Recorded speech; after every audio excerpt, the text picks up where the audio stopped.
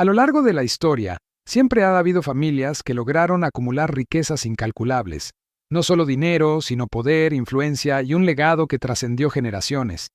Estas familias moldearon imperios, decidieron el destino de reyes y gobiernos, e incluso influyeron en la economía mundial. Hoy viajaremos a través de los siglos para descubrir el verdadero secreto de las familias más ricas de la historia. Cómo construyeron sus fortunas, qué estrategias utilizaron para mantenerlas, y cómo lograron permanecer en la cima cuando otros cayeron en el olvido. Este no es un simple repaso histórico, es una mirada profunda a los pilares del poder, la riqueza y la influencia. Bienvenidos a El secreto de las familias más ricas de la historia. Florencia, siglo XV.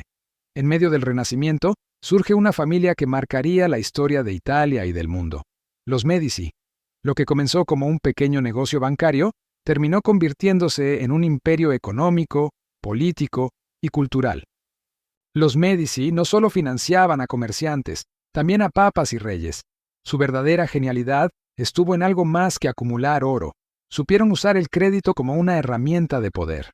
Financiaban guerras, coronaciones y grandes obras artísticas. De hecho, sin los Médici, artistas como Leonardo da Vinci y Miguel Ángel quizá no hubieran dejado las obras que hoy conocemos. Pero había un segundo secreto: los matrimonios estratégicos.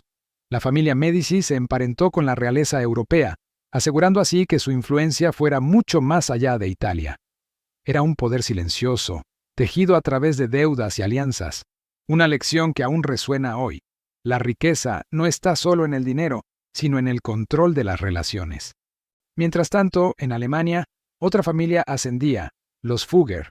A diferencia de los Médici, que combinaban arte y política, los Fugger tenían una visión más empresarial. Controlaron el comercio de metales preciosos, desde minas de plata hasta cobre, y se convirtieron en banqueros de emperadores. Carlos V, uno de los hombres más poderosos del siglo XVI, dependía de los préstamos de los Fugger para mantener su imperio. Su poder era tan grande que muchos decían que quien controlaba a los Fugger controlaba Europa. Pero su secreto fue diferente. No solo prestaban dinero, aseguraban contratos de minería y controlaban la producción. Es decir, poseían la fuente misma de la riqueza, la tierra y los recursos naturales. Médici y Fugger demostraron algo. Los cimientos de una dinastía se construyen sobre dos pilares: el dinero y la influencia política. Sin ambos, la riqueza desaparece. Siglo XVIII. Europa vive una etapa de revoluciones y guerras. En este contexto surge la dinastía Rothschild. Mayer Amschel Rothschild, un banquero judío en Frankfurt, entendió algo que cambiaría el juego: la necesidad de un sistema financiero internacional. En lugar de concentrar a su familia en un solo lugar, envió a cada uno de sus 5 hijos a diferentes capitales de Europa: Londres, París, Viena, Nápoles y Frankfurt. Cada uno administraba un banco, pero juntos operaban como una red indestructible. Cuando un gobierno necesitaba un préstamo urgente para financiar una guerra, los Rothschild podían mover dinero más rápido que cualquier otro. Además, utilizaban información privilegiada. Se dice que Nathan Rothschild, en Londres, supo antes que nadie el resultado de la batalla de Waterloo. Esa ventaja les permitió especular con bonos y aumentar aún más su fortuna. Su secreto: la descentralización familiar, la confianza interna y el control absoluto de la información financiera. En pocas palabras, fueron los primeros en construir un sistema financiero global. Estados Unidos, siglo XIX. John D. Rockefeller funda la Standard Oil y con ella construye el primer gran monopolio moderno. Rockefeller entendió que el petróleo no era solo un recurso, era el motor de la economía industrial. Su estrategia fue clara: integración vertical. Controlaba desde la extracción hasta la refinación y la distribución. Además, compraba o destruía a la competencia con tácticas agresivas. En poco tiempo, Standard Oil controlaba más del 90% del petróleo estadounidense, y aunque el gobierno terminó por dividir su empresa, el daño ya estaba hecho. La familia Rockefeller ya era la más poderosa de Estados Unidos. Su secreto: convertir un recurso esencial en un monopolio y luego usar esa riqueza para diversificar. Con sus ganancias invirtieron en bancos, universidades y fundaciones. Rockefeller no solo fue un magnate, fue el creador del modelo moderno de corporación. Andrew Carnegie nació pobre en Escocia y emigró a Estados Unidos. Allí trabajó desde niño, pero pronto descubrió el poder de invertir. Se enfocó en una industria que cambiaría el mundo: el acero. Carnegie Steel se convirtió en la base de la infraestructura estadounidense. Rascacielos, ferrocarriles, puentes, todo dependía del acero.